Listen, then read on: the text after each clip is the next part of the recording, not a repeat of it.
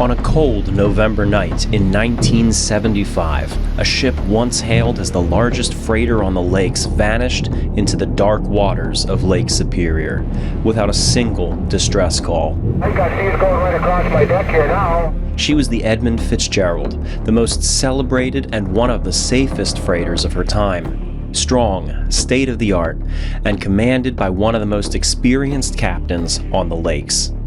Yet in one violent storm, she and her 29-man crew disappeared without a trace. What brought down this mighty ship? Was it rogue waves, a hidden reef, or something deep within the Fitzgerald herself? 50 years later, and the legend lives on. The mystery remains. This is the story of her life, her loss, and the men who never came home. This is the wreck of the Edmund Fitzgerald, the full story on Part-Time Explorer.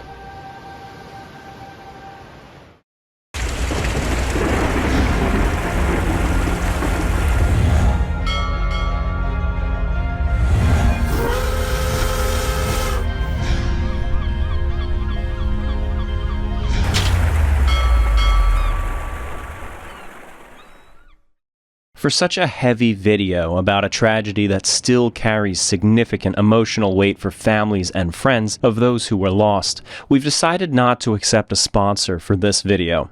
But we do want to thank our supporters on Patreon for helping make this documentary financially possible. You can visit my Patreon at the link in the description below. The wreck of the Edmund Fitzgerald has haunted the Great Lakes for half a century. 2025 marks the 50th anniversary of when she was lost, and with that we look back not only on the mystery of her loss, but at the world that she belonged to, a world of steel giants, treacherous waters, and the men who tamed them.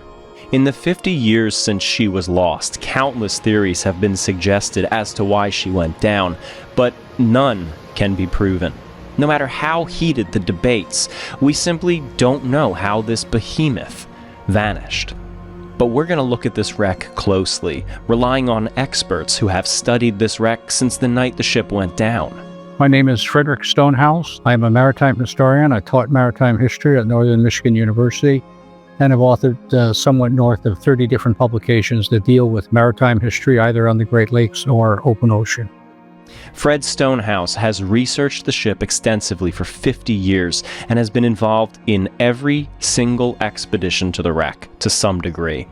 We're also working with a unique digital model to enhance the animations that we frequently work with on these projects. The base of our Edmund Fitzgerald model was made by engineering students at Clemson University under the guidance of programming wizard Jerry Tessendorf. I developed something that these days the buzzword for it is a digital twin that sort of simulates environments. We finished off the model and will be giving back our complete asset to the university as a thank you for their help.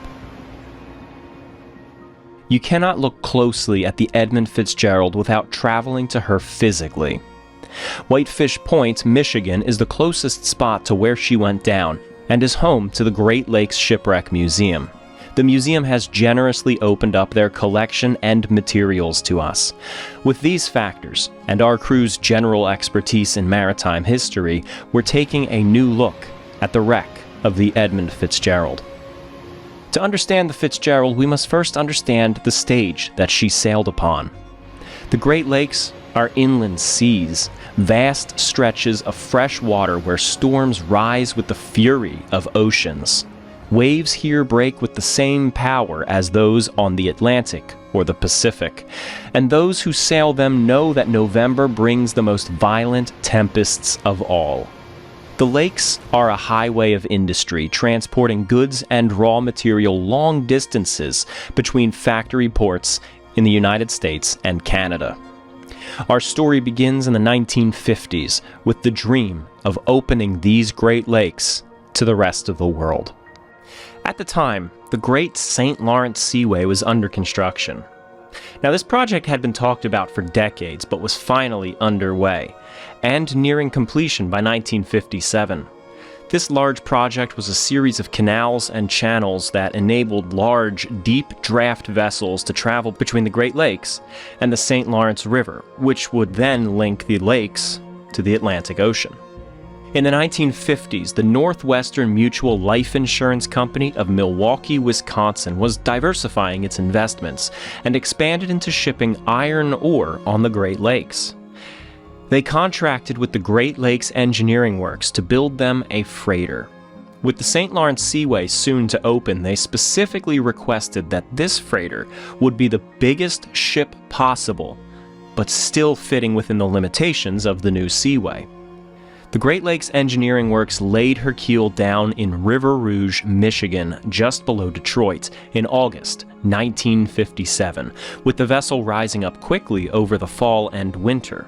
Her construction being expedited by using prefabricated sections of the vessel being hoisted into place and assembled once the keel was finished. The final cost of the construction was $8.4 million, or nearly $100 million today. June 8, 1958 was her launch day. Thousands of spectators gathered, and the river filled with small craft standing by to watch. Grandstands were set up for the people to view the ceremony. She was named the Edmund Fitzgerald, named for the president of the Northwestern Mutual Life Insurance Company, and she was christened by Elizabeth Fitzgerald, wife of Edmund. It took 3 times for her to break that bottle of champagne. Superstitious sailors would call that a bad omen.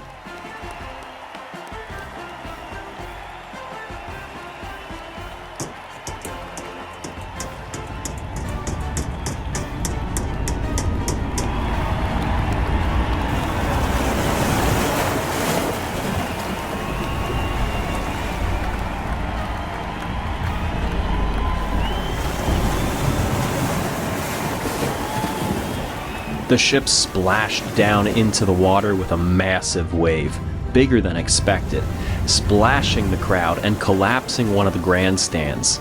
And the ship didn't stop. It glided through the water further than it should have. It bumped into the far side of the channel, almost out of control. So harrowing was her launch that a spectator had a heart attack, dying shortly afterward. Not a good start. But despite these eerie omens, the ship would do well for the start of her career. Once launched, she was lifted on a floating dry dock while the final work was done to the ship. Slowly, from bow to stern, the Fitzgerald was painted in her iconic reddish maroon.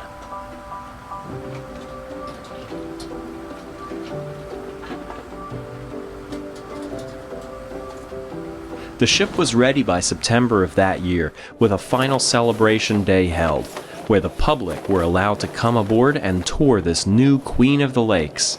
Hundreds of people toured the vessel, walking the decks, seeing the engine spaces, and exploring her crew quarters. This day was particularly popular among children. It seems school trips came out to visit the new ship. Concluding the ceremony, Mr. and Mrs. Fitzgerald presented a painting to the ship to be hung in the crew accommodations. It was a painting of the brig Columbia, the first ship to carry iron ore through the Soo locks of the Great Lakes. The ship that pioneered the way for the Fitzgerald, having sailed over a century before. As the big freighters go, it was bigger than most. In fact, bigger than all. By rising up to the limitations of the St. Lawrence Seaway, this new freighter would be an absolute giant, the biggest ship on the lakes up to that point. She was 729 feet long, had a 75-foot beam, and a typical draft of 25 feet, and 13,632 gross tons. She was designed similarly to most other iron ore carriers at the time, but with improvements and upgrades made to it. A deckhouse stood on both the bow and stern of the ship with a long body between them for cargo holds. The forward deck house contained the officers' quarters, a recreation room, and 2 lavishly appointed staterooms provided for guests traveling on board. Considering she was a freighter, the quarters were surprisingly ornate, with tile in the bathrooms, special linens, leather furniture, and deep shag carpeting. Atop this forward deck house was the wheelhouse, the command center for the ship. To get to the other deck house at the aft end of the ship, one would usually walk the long and exposed length of the spar deck, but there were access tunnels running along the length of the ship on either side, just below the main deck, as a more sheltered alternative. As one moves along the deck heading aft, they would pass all 21 hatches on the open spar deck, which allowed ore to be poured into her 3 large holds. The holds ran along the center line of the vessel, but outboard of them were ballast tanks, which not only gave the ship stability when not carrying a load, but acted as a safety net in case the ships were damaged, preventing water from flooding into her massive open holds. The 3 holds were not separated by a watertight bulkhead, but instead just a heavy-duty screen, so the hold, even though it was technically 3 holds, was really all one giant compartment. Finally, we'd get to the after deck house, which contained additional crew quarters, the galley, and 3 dining rooms, 1 for the officers, 1 for guests, and 1 general mess. Beneath the aft deck house was the ship's engine room, which housed a Westinghouse steam turbine which generated 7,000 horsepower, giving the Fitzgerald a top speed of around 16 knots, faster than most other freighters of her type. Her boiler plant was initially coal-fired, although that would later change. She had several electrical generators and 3 different radios for communication with shore. All things told, the Fitzgerald was state-of-the-art, powerful, safe, and comfortable, and combined with her imposing size, she was soon called the Queen of the Lakes.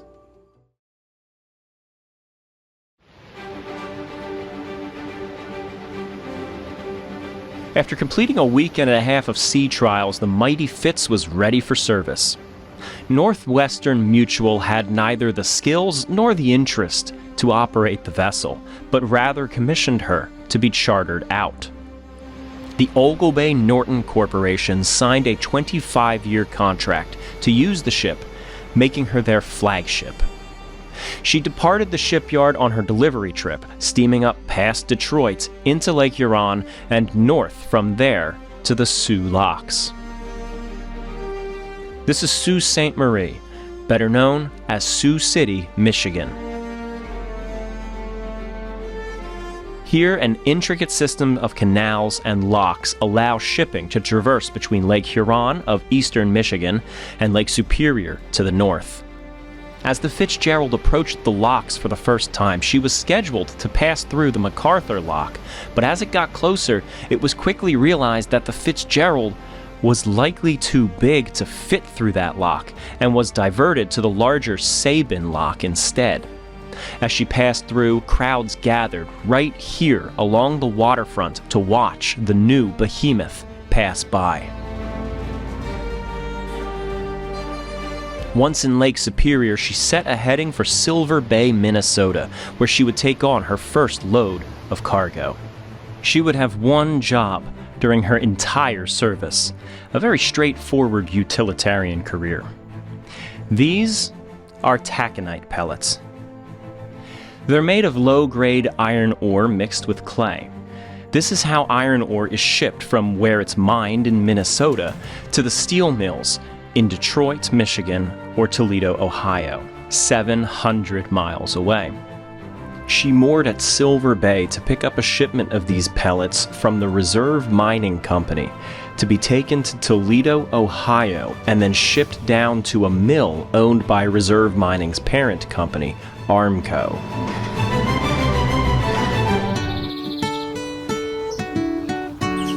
While the ship loaded up, our camera crew walked away, picked berries, and played with a bear.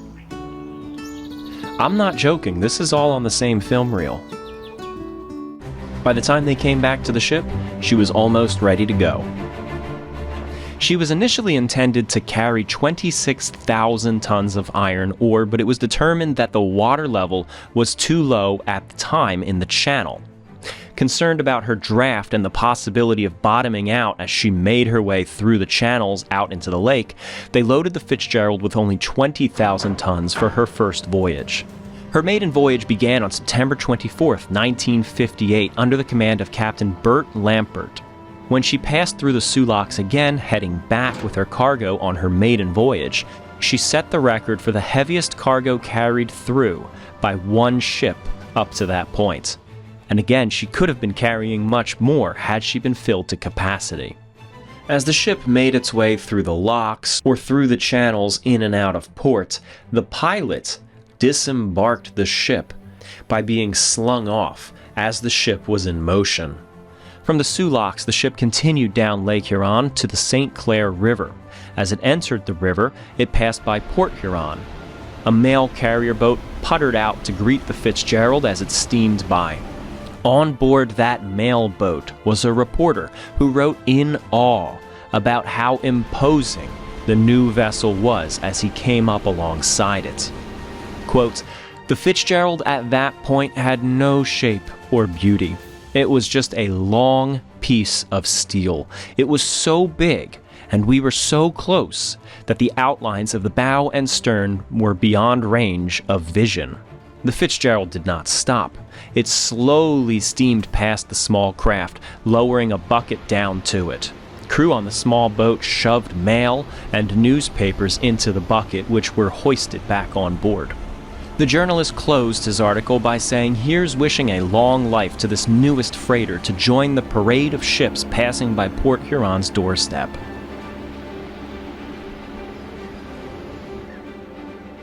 She steamed down past Detroit once more to her destination, Toledo, Ohio, where the iron ore was delivered to the Armco Steel Company.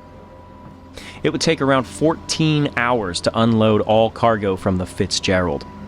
Giant mechanical arms would reach into the hold and pull the ore out, and often a tractor was lowered into the holds by crane to then shove the ore pellets into bigger piles to make sure that that arm could reach it all.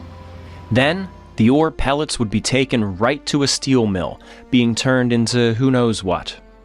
The ship would continue to sail for the remainder of the season until around November of that year, when fierce storms suddenly whip into the Great Lakes region, making lake travel impossible for the rest of the winter.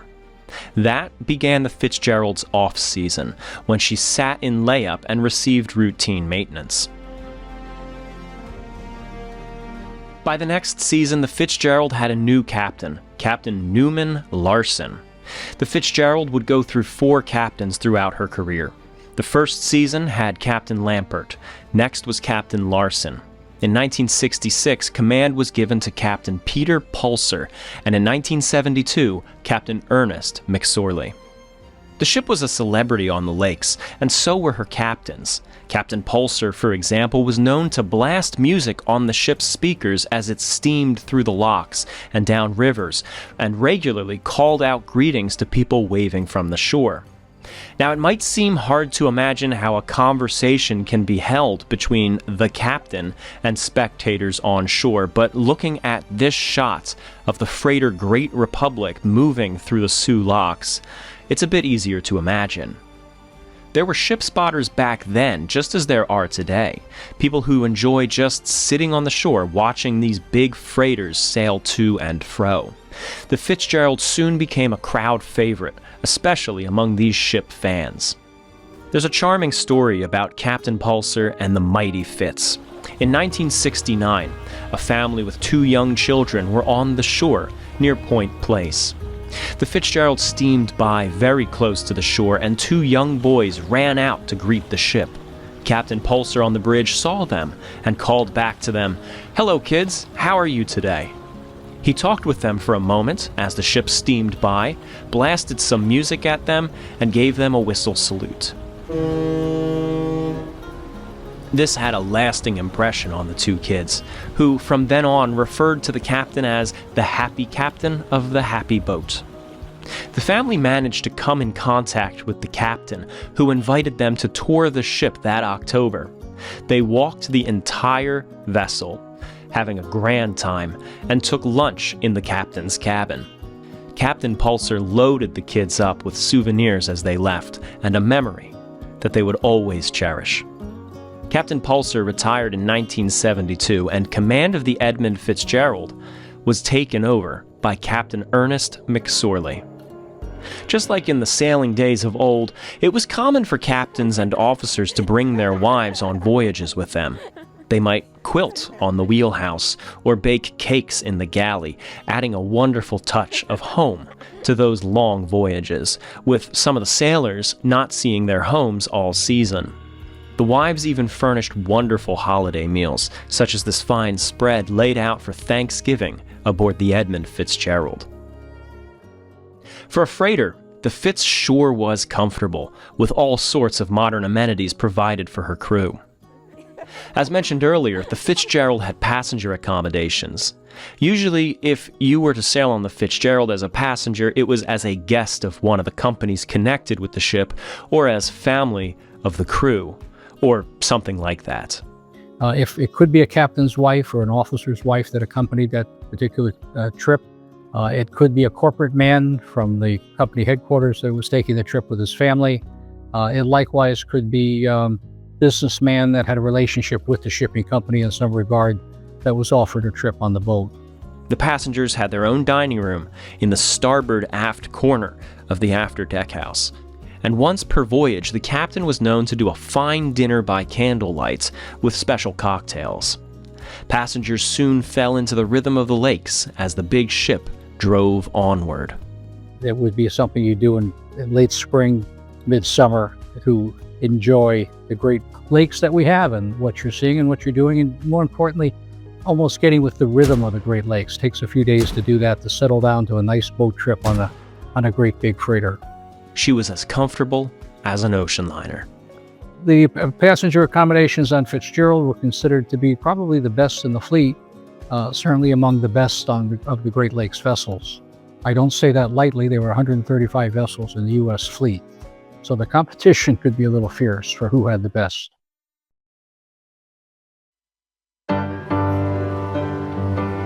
It wasn't all celebrations and fine dining with the Edmund Fitzgerald, though. She had a few structural problems that were fixed during her winter layups. She also bumped into the walls of the Soo locks a few times, and once grounded. In another incident, she collided with the freighter Hochelaga, sustaining minor damage. It seems that every recorded incident during the ship's early career happened at or near the Soo locks. But these incidents are insignificant to a ship like the Fitzgerald. If compared to driving a car, they might be a crack in a windshield or a flat tire, easily fixed and not really a concern. In fact, the Fitzgerald was known as one of the safest ships on the lakes, winning awards for being well run and working without a single incident that resulted in injury during her first several years of service. The ship set record after record, regularly besting its own records for heaviest cargo carried on the Great Lakes, most cargo carried during the season, and fastest voyages in addition to its safety record. The Fitzgerald was the triumphant hero of the Great Lakes, the MVP, a ship that sailors truly served on with pride. I don't make these sweeping claims lightly to boost the ship's status or to add drama to the tale. Her reputation was regularly talked about in the newspapers of the 1960s. In 1969, a bow thruster was installed to give the ship greater maneuverability in port, essentially eliminating the need for a tugboat to help the ship dock, resulting in the fastest and biggest ship of the lakes now being able to turn around in port significantly faster. At the tail end of 1971, during her winter layup, her boilers were converted from coal burning to oil burning. On January 7, 1974, right by downtown Detroit, the Fitzgerald had another little accident, and she lost her starboard anchor, which dropped down into the water and was left there. 30 years later, the anchor was rediscovered by divers and eventually recovered, and now sits outside the Dawson Great Lakes Museum on Bell Island. Throughout her career, the Coast Guard adjusted the permitted load line for the Fitzgerald, ultimately reducing her legal freeboard by over 3 feet, down to less than 12 feet. Now the Fitzgerald was permitted to sail with additional cargo and lower in the water. This reduction was done because the Coast Guard felt that the Fitzgerald was safer than initially believed, but these reductions did make her more vulnerable to larger waves and breaking seas. Other than that, as the ship worked its way through its 1975 season, she was very much the same vessel as when she was built 17 years prior. 17 years isn't old by any means with these lake freighters. The fresh water of the lakes, combined with the advanced engineering put into the construction of these vessels, means that they could, with proper care, stay in service indefinitely. The Herbert C. Jackson, for example, is very similar to the Fitzgerald structurally and was built 1 year after the Fitz. At nearly 70 years old today, she's still in service. So the Fitzgerald at 17 years old was still considered quite young.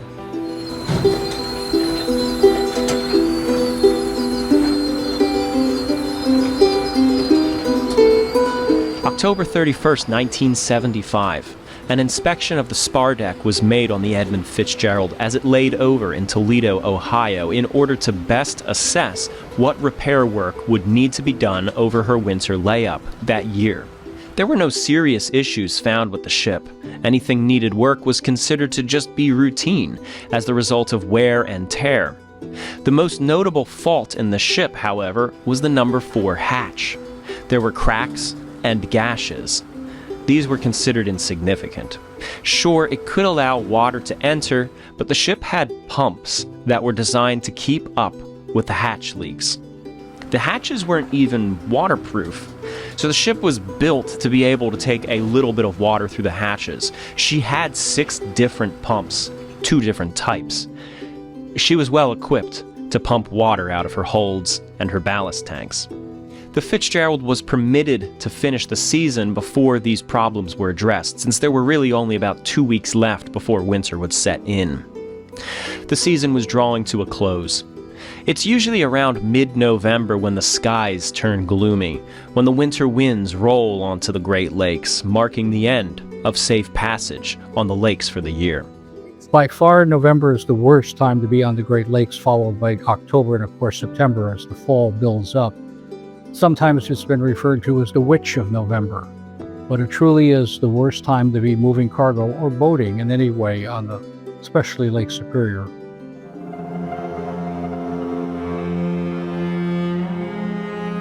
Another voyage and a half later, the Edmund Fitzgerald was docked at the Burlington Northern Railroad Dock number 1.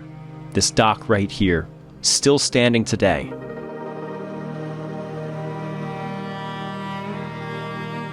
Although she often moored at mining plants like Silver Bay on her first voyage, she frequently came along massive ore docks like these, where she was loaded with taconite pellets. Billions of these pellets were hauled from the mines down to the lake and brought out onto these ore docks by train. The Fitzgerald would position itself alongside the dock, and chutes would lower down over each of the open hatchways. A crewman would stand on deck and give hand signals to guide the ship to be perfectly aligned with these ore chutes. Long trains of hoppers would continuously move up onto the ore dock and dump the pellets into these chambers, the trains moving in and out as the ships filled. When a chamber was spent, the ship would move down the dock, working its way along. Slowly, over the course of 4 or 5 hours, ore would fill all 3 holds of the ship until she sat low in the water. Iron ore was loaded into the ship as usual, 26,116 tons of it, in the form of taconite pellets. It was a heavy load, but not a record breaker. This was likely to be the Fitzgerald's final voyage of the season. Storms were brewing to the south, making their way north. the Fitzgerald would travel down to Detroit, drop off the cargo, and begin her winter layover in Toledo. The weather on Lake Superior was beautiful on November 9th, but 700 miles away, a fierce storm was brewing. The storm formed in central Kansas on 9 November 1975 and rapidly began to move to the northeast. Although it doesn't have an eye or anything like that, you can kind of think of the storm out against center, and the motion is sort of counterclockwise, a little bit like larger storm systems are. At the moment that the Edmund Fitzgerald was planning to leave port, it was the storm was still in the Midwest, and it was forecast to move up north and take a path that was east of Lake Superior, and in fact, it did not go east of Lake Superior, it went right over Lake Superior, and so the wind pattern from it was very different from what the forecast was. She was over central Lake Superior the following day, packing some really ferocious winds. Some of the winds on the open lake were clocked at over 90 miles an hour. Now remember, a Category 1 hurricane is 74 miles an hour. So these were truly hurricane winds. The Weather Service, of course, does not recognize hurricanes on the Great Lakes, so that term in connection with the Fitzgerald is very rarely used. But it was a vicious time on the lake. Some of the waves reported in excess of 40 feet. The Weather Service admitted to waves in excess of 25 feet. So it truly was a bad storm, though it was not nearly the worst of the storms that ever struck the lakes. Go back to 1913, November 13, when the great blow of that year came through that quite literally damaged, wrecked 47 different vessels on the Great Lakes, killed 250 sailors, sank 9 modern steel iron ore carriers with all hands and locations unidentified. Only this year was the last one of them the Carruthers finally found. This storm now brewing in Kansas was projected to miss Lake Superior, but the weather agency was terribly wrong. The storms that generate out of the southwest are really the nastiest ones. Every time that there's been a big storm in the lake, that's where it came from.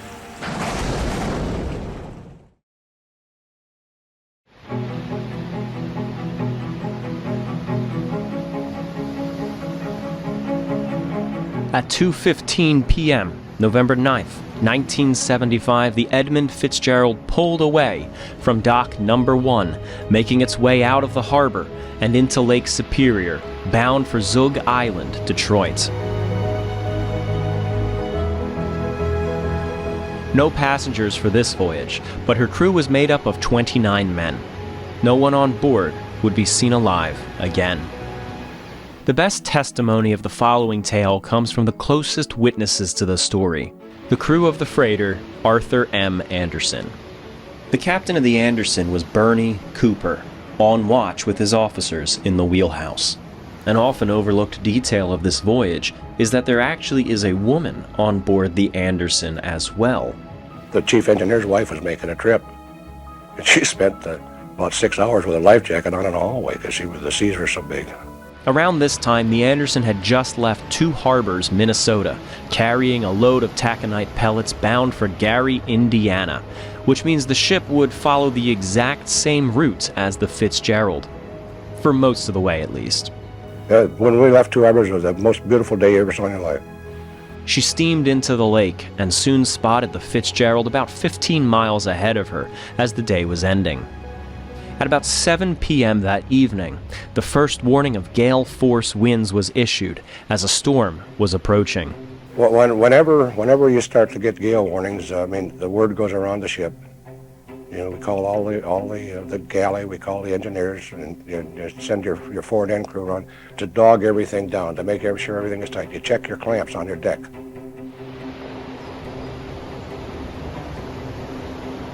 Captain Cooper of the Arthur M. Anderson got on his radio and called the Edmund Fitzgerald to establish contact and discuss these weather warnings. Throughout the night, the weather deteriorated. Winds intensified to 52 knots, officially storm force winds, and wave heights were reaching 10 feet, nearly cresting over the Fitzgerald's decks. Around 2 a.m., Captain Cooper radioed the Fitzgerald to once more discuss the weather and determine the best course of action. Usually, the American freighters sailed along the southern route through Lake Superior, the fastest channel between Superior and the Soo Locks of Sault Ste. Marie. However, they were more exposed to the weather down there. There was a longer but more sheltered route to the north, which would eventually take them into Canadian waters. After a brief discussion, Captains Cooper and McSorley agreed. The northern, longer route was the best option given the weather warnings. The two vessels adjusted course. There must have been a concern among the crews. The Fitzgerald picked up speed and began pulling away from the Anderson, hoping to stay ahead of the weather. The Anderson was only able to keep pace by cutting corners off of their course, but she was still falling behind.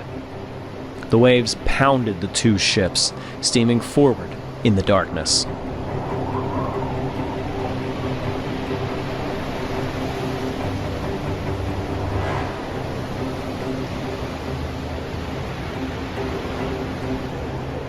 Dawn broke with the ships still on their rough course. The wind subsided throughout the morning, but the waves persisted.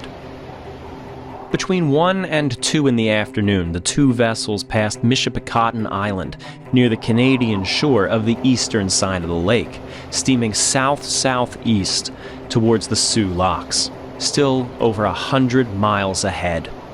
The storm had calmed significantly, but it was expected to regain strength shortly, with winds coming from the west. Before the ships would reach the Soo Locks, they'd enter a more sheltered part of the lake called Whitefish Bay, defined by a large peninsula jutting into Lake Superior called Whitefish Point. So just around this point is Whitefish Bay, and that was a very common shelter for storms because the whole peninsula of Whitefish Point protects the bay over there. The storms come up from this way, and the landmass sort of provides a bit of a shelter or a shield from that. If the ships could at least round Whitefish Point Peninsula into the shelter of the bay, they'd be able to bunker down and weather the storm. They just had 90 miles to go. Captain Cooper once more called the Fitzgerald on the radio and spoke with Captain McSorley. Cooper reported that he'd be shifting his ship so that the stern was pointed into the wind as they passed the island, but McSorley said that he'd keep on going as he was, having already passed that island. It was then that McSorley gave the first indication that something might be amiss. He said that the Fitzgerald was rolling some. That, in and of itself, doesn't mean anything, but it's our first clue that the ship is behaving out of the ordinary. The Edmund Fitzgerald wasn't usually much of a roller. The Fitz was about 9 miles ahead at this point, with Anderson's crew keeping her within sight. As 3 p.m. approached, the storms did, too. Winds increased from 5 knots to 45 knots, or over 50 miles per hour.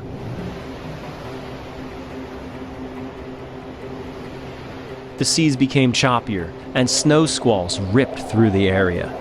Visibility diminished, and the Fitzgerald faded away from the view of the Anderson.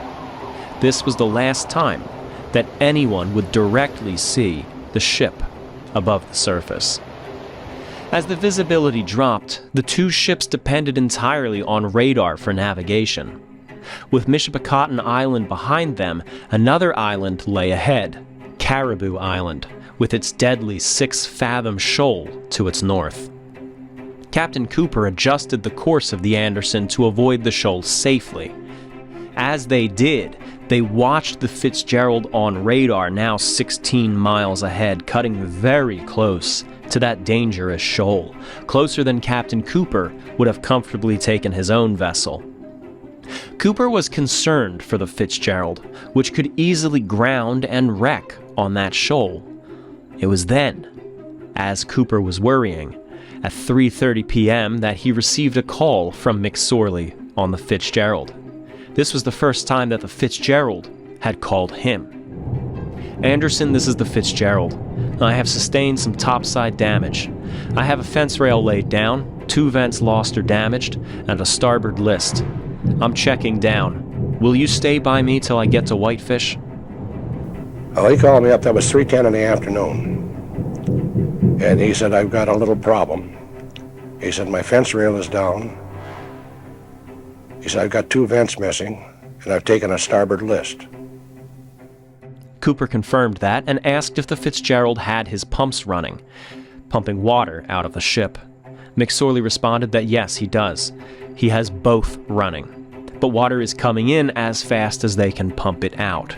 Now, as I said, the Fitzgerald had 6 different pumps, and he says he has both running. 2 smaller ones and 4 larger ones with a higher capacity. He probably had both types running, which is probably what he meant by both are on. I don't care what anybody says. At 3:10 in the afternoon, she had either bottomed out or had a stress fracture of the hull. That's the only 2 possibilities I have. She was sinking from that time on, Tom. The Fitzgerald was damaged and begun limping. The rolling that McSorley mentioned earlier no doubt increased with this new damage. The 2 vents that he says that he lost are a bit of a mystery. What vents was he referring to? It's generally believed that he was referring to the vents on the ballast tanks.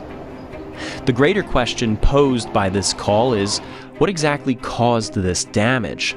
The fence rail down especially would not have been caused by a wave. Some believe that some sort of floating heavy object adrift on the lake may have crashed across the Fitzgerald's decks. Or did something happen with that treacherous shoal that they were passing by that Cooper was worried about? But the ship limped on. The damage still seemed to be routine, and the crew of the Anderson did not believe that there was any need for extra worry. Nor did the Fitzgerald put out a call for help. All was still mostly normal as the ships continued navigating on their instruments. Still, the vessels were making good progress, even as the winds and the seas were picking up. The winds were behind them, after all, essentially giving them a tailwind. Waves crashed over the deck of the Anderson, no doubt over the Fitzgerald as well. Every wave that they struck reverberated a loud thud from stem to stern. And then the storm grew more fierce. The U.S. Coast Guard issued an urgent warning to all ships on the lake. Get out. Get to safe anchorage immediately. The Soo locks were now closed, and any large freighters in the area were now making a beeline straight for the shelter of Whitefish Point.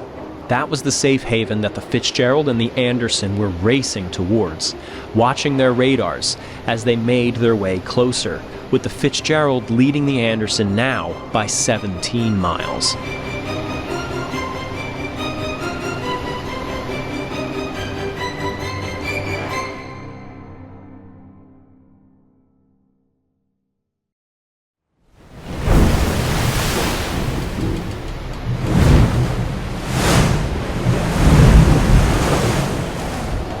The wind in the wires made a tattletale sound. Winds were howling, with some places reporting gusts up to 96 miles an hour. This was hurricane force.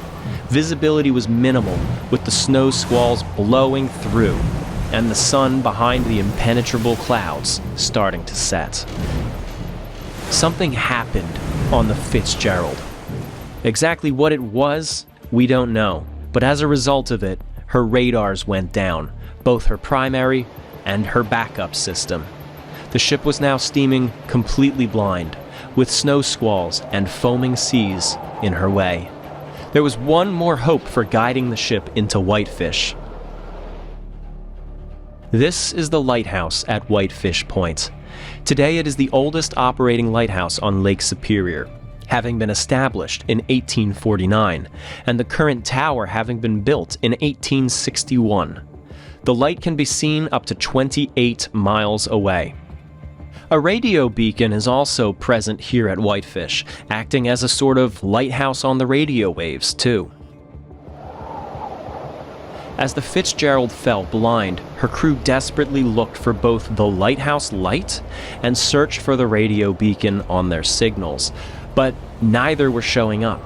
Captain McSorley jumped on the radio and called a nearby vessel, the Swedish ship Eyewitnesses, to ask if they were receiving the Whitefish Point beacon. No, they weren't. So it wasn't a problem with Fitzgerald's receiver. It turns out the station's power was down due to the high winds, and the Fitz was beyond the range of their battery-powered backup system. That was it.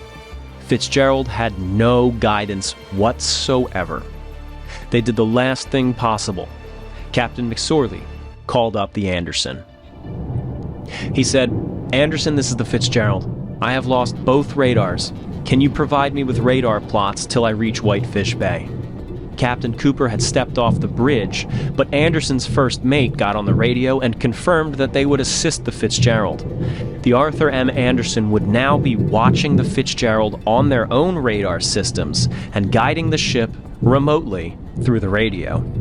They looked at their radar and plotted their two positions. The Anderson was now 7.5 miles south of the northern point of Caribou Island. The Fitzgerald was 15 miles ahead of them, slowing down. The sun set at 5:12, and with that, the Fitzgerald received a call. It was the Swedish ship Eyewitnesses following up on their previous communications. They had the Whitefish light in sight, but there was still no indication that the beacon was functioning. Captain McSorley confirmed that this is good news, that at least the light is visible. But then, the crew of the Eyewitnesses overheard something. From McSorley, he still had the transmit button held down on the radio, but he yelled something to another crewman on the bridge. "Don't allow nobody on deck." They heard other words being shouted by McSorley to the crew, but they couldn't understand it. Now, it's probably a combination of the garbling of the radio and the fact that English is not their first language. They think they heard him say something about the vents, but they weren't sure.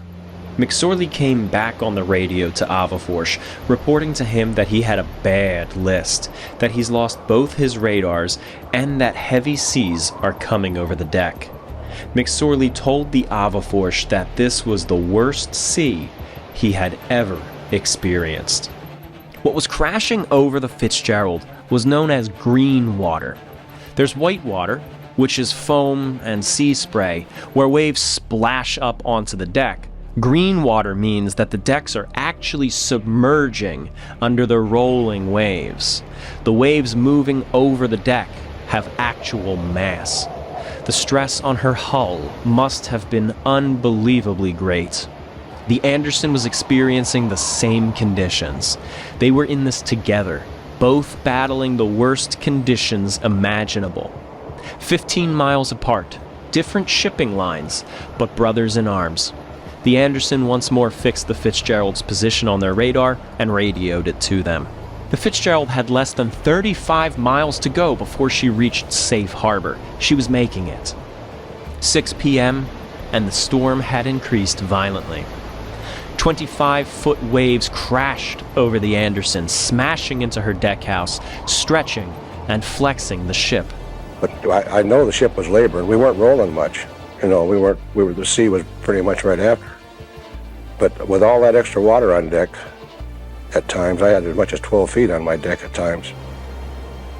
And I know my hatch crane was completely buried a few times.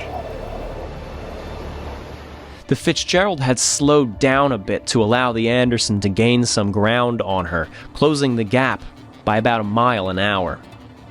The Fitzgerald was beginning to pull to the east, though, drifting more and more off course. So noticeable was this that the Anderson's crew could see this on their radar over time, and so they called the Fitzgerald up and told them to adjust their heading a little bit to compensate. Around 6:30, a massive shudder bound through the Anderson.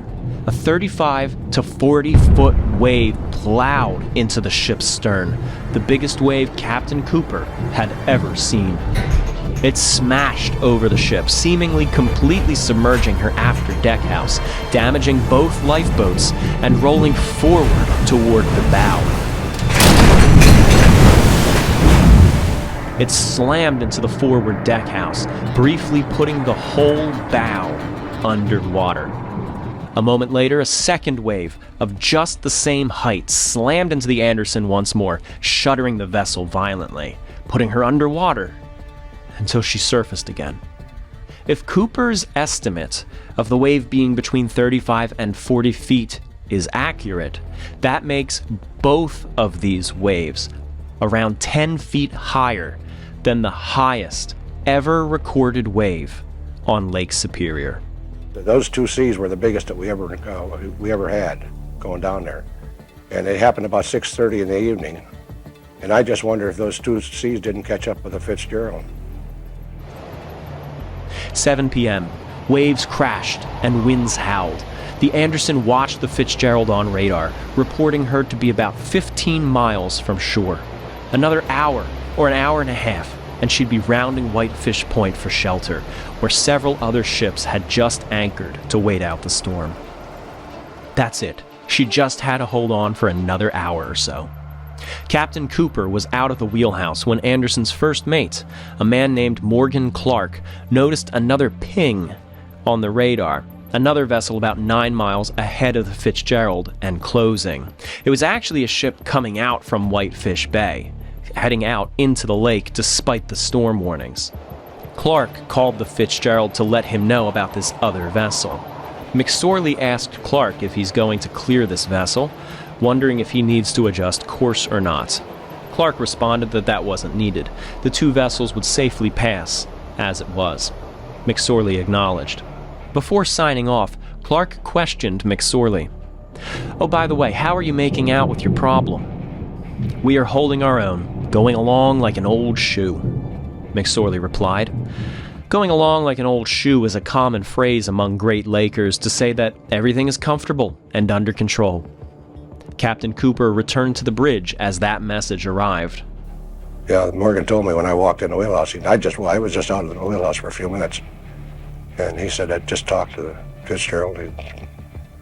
He said he seems to be doing all right. That was at 7:10. That was the last transmission we had from him. They checked the radar once more, and the Fitzgerald was about 10 miles ahead of them. The snow had let up, and visibility was returning.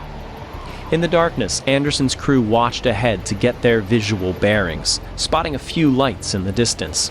As Anderson's crew oriented themselves, they determined that the lights that they saw were at Whitefish. They were shore lights, plus those of a few other ships taking refuge there. Then a real sense of concern set in. If they were looking at Whitefish, they should be able to see the Fitzgerald somewhere in between. Why can't they? Captain Cooper suggested that Fitzgerald may have lost power and told the men to watch out for a silhouette, but they saw none. We thought, and the wheelsman said he thought he saw a light over toward Coppermine Point. But Morgan and I didn't see it, but he swears he saw it, and it could have been a car light up on the top of Coppermine Point, I don't know. But he said he saw it, and that would be entirely possible. It could have been the stern light on the Fitzgerald as she was going under. The radar was becoming unclear at that point, with them receiving a lot of interference from the waves cluttering their reception, so they switched over to their other radar. On that radar, where they expected to see the Fitzgerald, was now nothing. The Fitzgerald did not respond to calls. They tried the emergency radio. Nothing. Cooper was worried that his own radio might be down, so he contacted another steamer, the William Clay Ford, anchored in Whitefish Bay, weathering the storm. The Ford answered, indicating that there were no problems with the Andersons' radio. Cooper frantically contacted several other ships in the area, asking if they heard anything of the Fitzgerald or saw anything on their radars. Nothing. She had simply vanished. Captain Cooper called the U.S. Coast Guard stationed in Sioux City. They were unable to muster anything and couldn't give Cooper's concerns the attention that it truly deserved. They were preoccupied with another search, however, and they asked Anderson to keep an eye out for a 16-foot civilian craft that was reported to be missing. As the Anderson neared Whitefish Bay, there were 3 ships steaming in the opposite direction coming out of the bay, passing within a mile or two of where the Fitzgerald was last seen. The Anderson contacted them to see if they had seen any sign of the ship. They should have, they were right there, but they didn't. Captain Cooper got right back on the radio with the Coast Guard, reiterating his concerns about the safety of the Fitzgerald. This time the Coast Guard listened. The radio communication from this point on was recorded in a now famous half-hour audio track. The voices of Captain Cooper and the U.S. Coast Guard were obviously concerned but remained professional as one of the most legendary dramas of the Great Lakes unfolded before them. This is Group 2, and just for confirmation, sir, he couldn't see any lights pick him up on radar either, is that correct? No, I don't know. I thought we were picking him up on radar when I came up here to wheelhouse and talked to the mate. The sea return is real bad, but we thought we had the target. The Coast Guard was unprepared. They had small motor lifeboats available, but they would be no match for the storm. There was a 180-foot buoy tender launched from Duluth, but it was several hours away. Aircraft were ready, but they also would take some time to take off.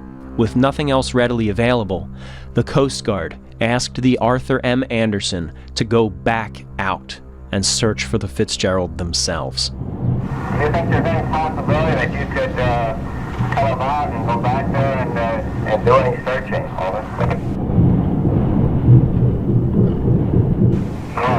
God, I don't know. The sea out there is tremendously large. If you want me to, I can, but I'm not going to be making any time. I'll be lucky to make 2 or 3 miles an hour going out back out that way.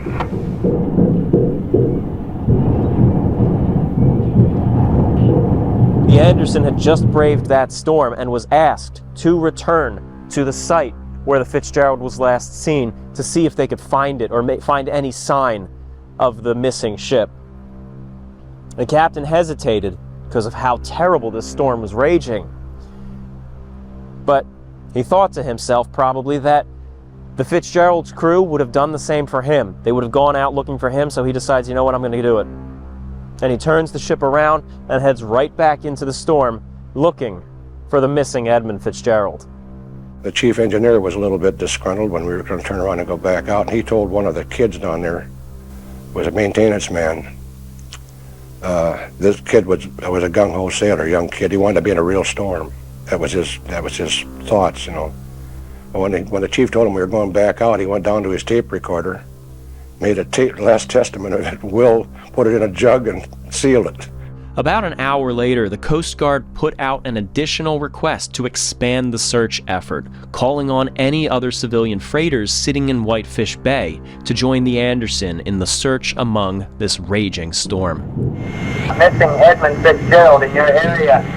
Request you search an area 15 miles due west, Copper Mines Point, Ontario, and 15 miles north of Cliff Point. Over.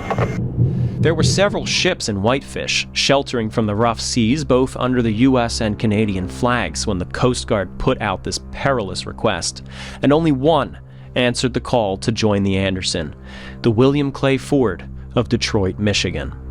An attempt was made by the Canadian freighter Hilder Marjan, but they couldn't get out of the bay given the overwhelming weather conditions.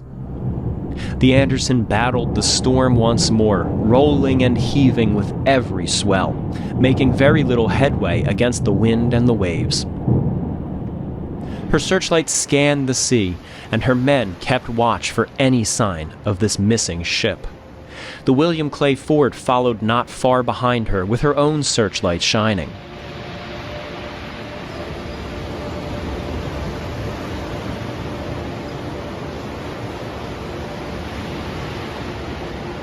The Coast Guard deployed an HU-16 aircraft and an HH-52 helicopter that night to search from above.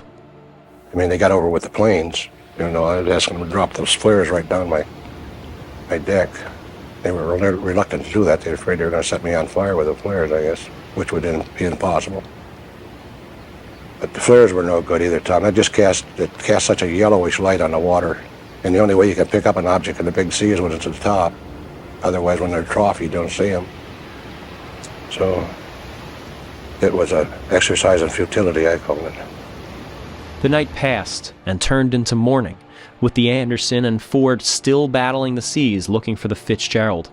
And the longer it took to find them, the more their hope vanished. I think it was 5:30 in the morning, just before daylight.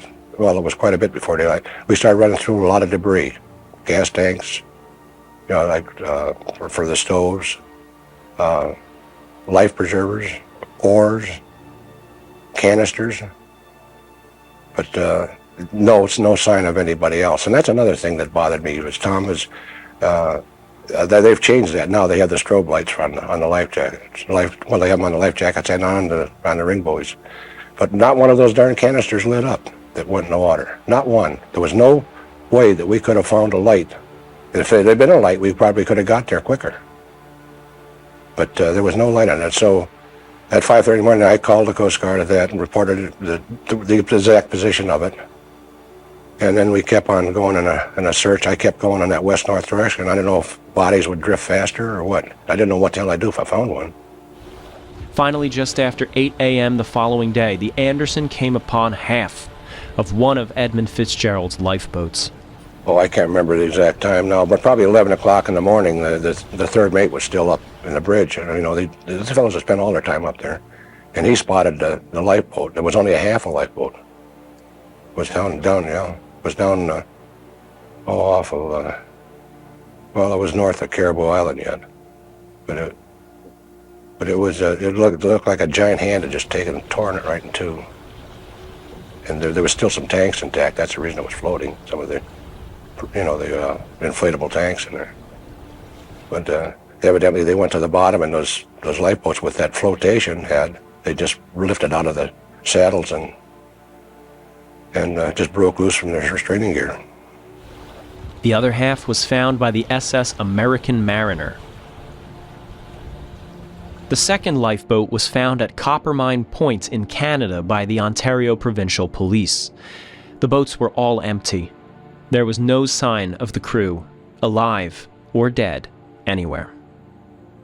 The two lifeboats were badly damaged, as mentioned, one of them having been ripped in half. It was concluded that the boats were never launched. They tore free from the ship as it went down fast. Debris scattered the waves. Life rings and even life jackets, which had torn loose from the ship as she broke apart and shot to the surface. Two inflatable rafts were found floating, and the surface of the lake near the wreck was covered in a thick oil slick. Several items were found washed ashore as well. The Canadian Coast Guard joined in the search and set up patrols along the Canadian shores of Lake Superior in case anything else washed up.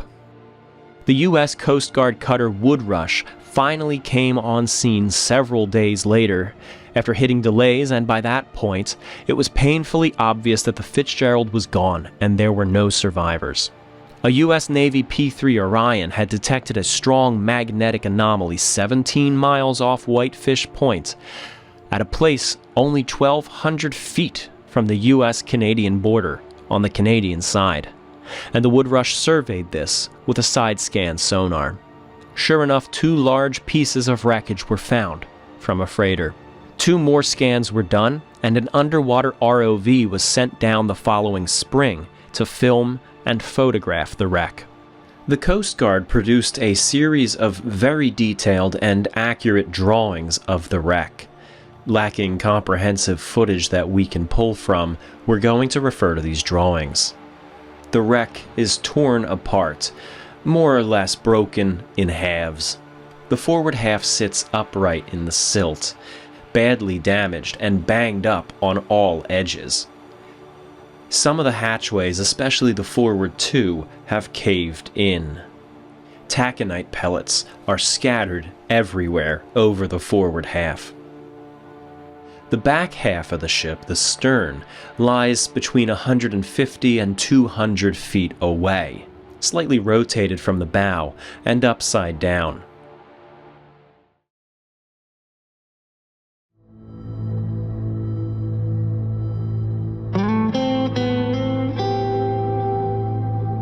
The wreck was found to be in two pieces, which immediately sparked a heated debate. Did she break apart as she struck the bottom, which would be a reasonable thing to happen, or did she suffer structural hull failure on the surface, indicating something seriously wrong with the ship? A former crewman named Richard Orgel had no doubt in his mind that the ship went down due to hull failure on the surface. He remembers seeing the ship bend and flex worse than any other vessel he'd been on when she sailed through storms. He remembers going into those access tunnels along the hull below deck and finding that the ship had flexed so much that the white paint on the wall was cracking and flaking off. He even wrote a book about this, titled The Edmund Fitzgerald Hull Failure. The former steward of the Fitzgerald, George Bergner, attested that he saw the welds in her hull were failing over time. A naval engineer who worked at the shipyard that she was built at the time that she was built, a man named Raymond Ramsey, also believed that with the new load lines given to the ship where she sat lower in the water, she wasn't seaworthy. He admitted that so many of the construction methods used in this revolutionary ship were actually untested, and he agreed that it's unlikely that the Fitzgerald would have been able to stand up to the weather conditions of that terrible Witch of November. The night she went down, in the immediate area of where she wrecked, even closer than the Anderson was, were 3 ships known as salties, slang for ships that sail in saltwater oceans as well as the freshwater lakes. These were the Nanfrey, Benfrey, and the Avaforche, the steamer that was in communication with McSorley shortly before the Fitzgerald was lost.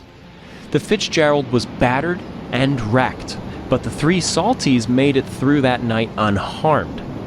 Why? What was it about the Fitzgerald that did her in when other vessels were able to pull through, including the Anderson? The Fitzgerald's sister, the Arthur B. Homer, was retired 5 years after the Fitz went down. She was very similar to the Fitzgerald, and some speculate that concerns over her structural integrity played a factor in this, as she flexed dramatically as well. It's possible that given Fitzgerald's proneness to hogging and sagging, with fractures building up during her career, waves may have piled on the deck and simply broke her back that night, buckling the ship right on the surface. There were other freighters that sank like this on the Great Lakes, the Daniel J. Morrell in 1966 or the Carl D. Bradley in 1958. Both failed on the surface and sank. But these were older ships when they went down, and they can't really be used as a benchmark when studying the Fitz. There were several investigations into the wreck that came to different conclusions, but the 3 main ones were done by the U.S. Coast Guard, the Lake Carriers Association, which represented the company that owned the Fitzgerald, and the NTSB, the National Transportation Safety Board.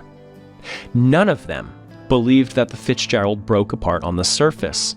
The Coast Guard and the NTSB believed that she nosedived, slamming into the seafloor, and broke her back as the bow dug in, the stern perhaps breaking loose for a moment, bobbing around, which could account for the taconite pellets scattering around the wreck, before the stern capsized and sank. The Coast Guard investigation stirred up a bit of controversy with their conclusions.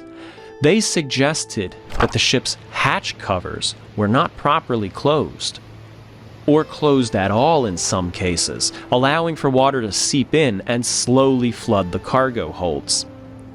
This kind of blames the crew of the Fitzgerald, implying laziness and corner cutting.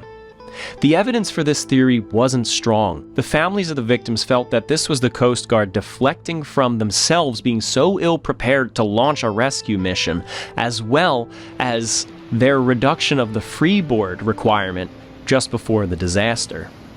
Later dives on the wreck were able to prove that the hatches were properly secured, and computer tests by the NTSB proved that the ship didn't sink gradually, such as from a leaky hatch, but rather from a rapid influx of water, a quick sinking. She was limping, she was listing, she was taking on water, but her death blow came out of nowhere. So what caused her to sink so suddenly? The rogue wave theory is a common one.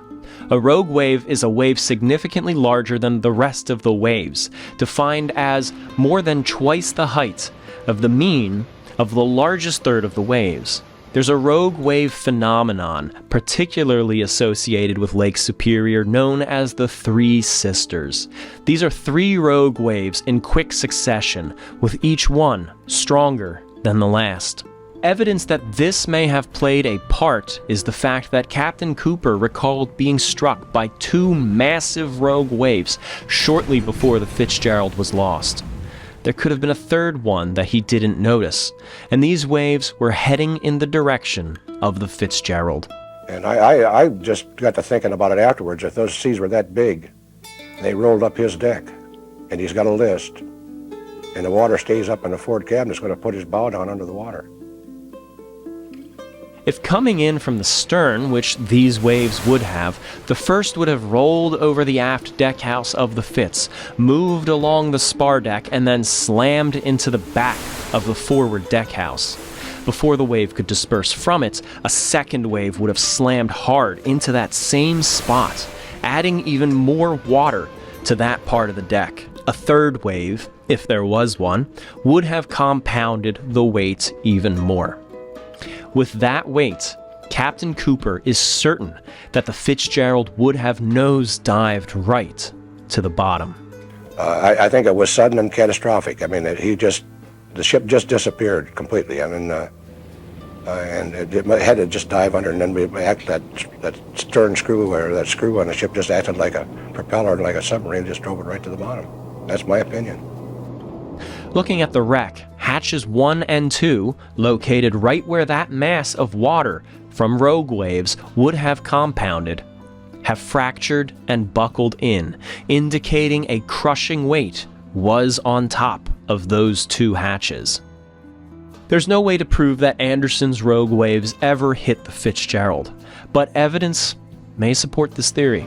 When the ship was in trouble, McSorley reported to Cooper that they had lost 2 vent covers, which investigators believe were the starboard tunnel and ballast tanks, leading to flooding and a starboard list. That crippled the ship, but with the pumps running, they were holding on. No doubt, though, her trim and level in the water made her more susceptible to waves breaking over her deck, contributing to her ultimate demise. Captain Cooper gave us another clue that might explain why the Fitzgerald was lost. As the Fitzgerald passed Caribou Island on the northeast, she crossed dangerously close to the 6-fathom shoal, closer than Cooper would have wanted to take the Anderson. In fact, it was discovered a year later in 1976 that the Canadian surveys of the shoal were wrong. It extended at least a mile farther out than previously known. The Lake Carriers Association concluded that most likely the Fitzgerald struck the reef and tore out a part of her bottom, letting the water fill the ship. If this is the case, then the Fitzgerald would have been flooding for about 4 hours before she slid under. 6-fathom shoal is shallow, with an average depth of around 30 feet. When fully loaded, the Fitzgerald's draft was 25 feet, meaning there's only 5 feet of clearance between her and the reef. If she's dropping in the troughs of the waves, rising and falling, she could easily drop those 5 feet several times in a single minute. If she dropped onto the reef, the hull would have essentially arched, a stress on the ship known as hogging. This would have accounted for the fence rail having been stretched and buckled. Captain Cooper later talked about the damage that she sustained topside and the fence rail being down. He says that's not going to get ripped down or anything like that. It would happen from hogging. So my opinion is she bottomed out. For one thing, is the fence rails don't break with a ship sagging. They break with a ship hogging. Which would have happened if she was on the reef, because then the fence rail would have stretched and buckled and fallen. Now, an immediate list, again, tells me that he either had a stress fracture or he bottomed out. He said he had his pumps on. I asked him if he had his pumps on. He said yes. But he said later on he said that he wasn't gaining anything by pumping out on it, so the water was coming in the hull as fast as they were pumping it out. If she grounded, evidence would likely be visible at intervals matching the wavelengths along her keel whenever she dropped down onto the reef in the waves. Looking at the Coast Guard drawings produced back in the 1970s, we can actually see some minor damage on the underside of the after section of the hull. Could this be from grounding, or could this just be from the impact with the bottom as the ship broke apart and sank? Can we trust this, or was this detail drawn in error? To check that rumor out, the Coast Guard sent out an outfit out of Chicago, which was Dick Race and Neptune, which was a big salvage tug. Dick brought divers with him. They scoured the top of the shoal as best they could, found no indication of impact marks, no scrape marks, no paint marks. They found nothing that would corroborate the idea that she had hit Caribou. Is that 100% perfect? Probably not. But it was an honest effort made to try and find out what happened. Historian Frederick Stonehouse, and myself honestly, firmly believe that you cannot commit to any one of these theories. They all hold weight, and there is simply not enough evidence that we know of to put this matter to bed. However, his new book, published for the 50th anniversary of the wreck, leans towards the following timeline. 3 p.m., November 10th, 1975. The Fitzgerald makes her way through raging seas and howling winds. The Fitz had just disappeared behind the white veil of the storm, and the Arthur M. Anderson had just lost visual contact with her. At this hour, the Fitzgerald is in good shape. Shortly before 3:30, a wave smashes into the Fitzgerald's spar deck, bringing with it some heavy, floating object. A log? Some discarded shipping equipment? We'll never know.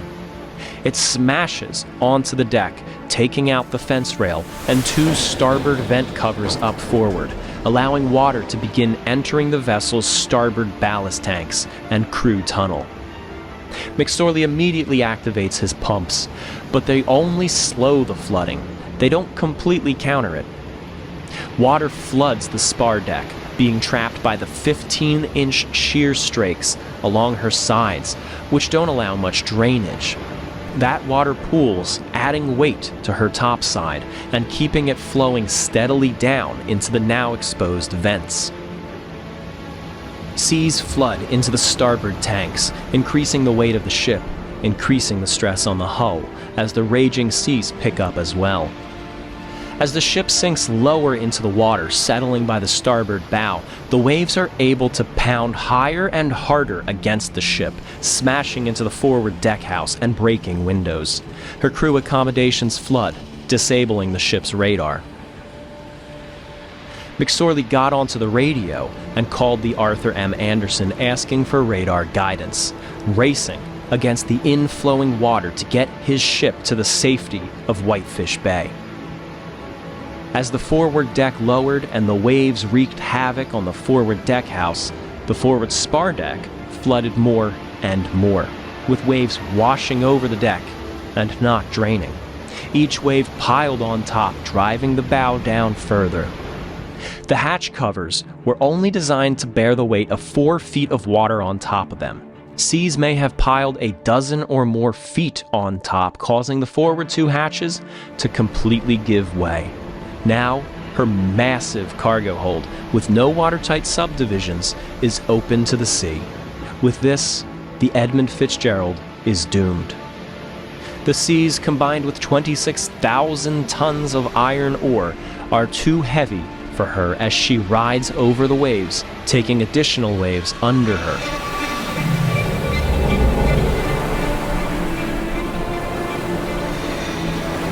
She rolls and heaves, buckling in the center. Her keel gives way, but the decks hold on for a moment, twisting them upward.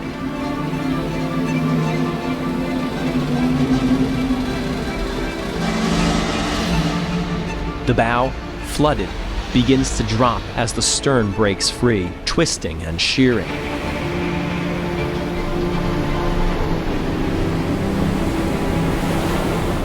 The starboard side buckles inward as the two halves sever further. The plunging bow drags the stern by the starboard hull, wrenching the stern onto her side, capsizing it.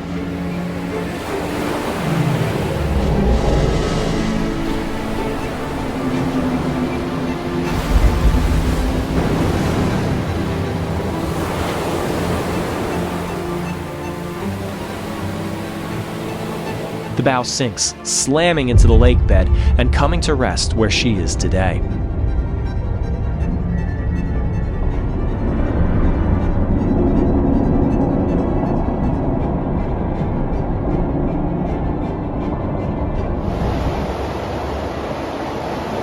The stern floats free for a moment, upside down and dumping her cargo out.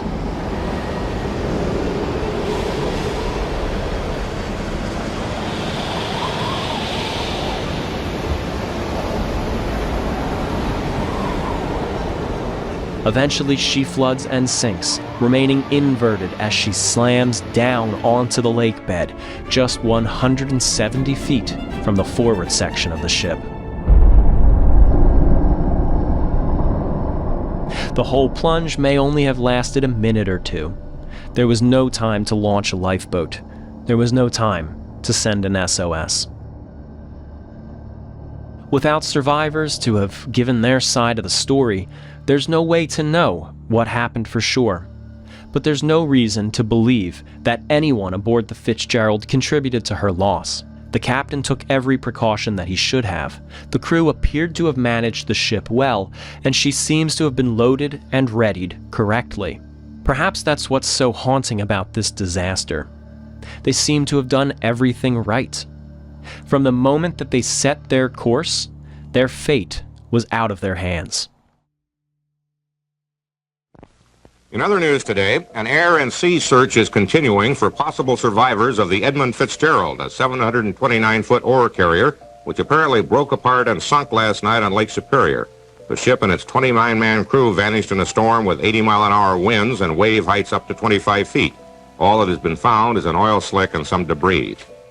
The news broke not long after Captain Cooper made his call to the Coast Guard.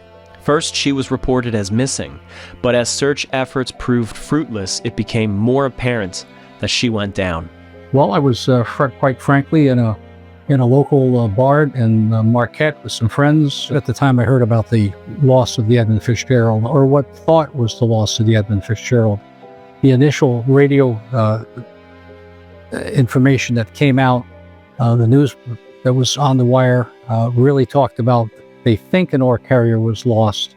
It wasn't until the following day, I think, that they finally made that decision that she was indeed not at anchor in some lonely location, wasn't hauled up in a little harbor somewhere, but truly lost the big lake.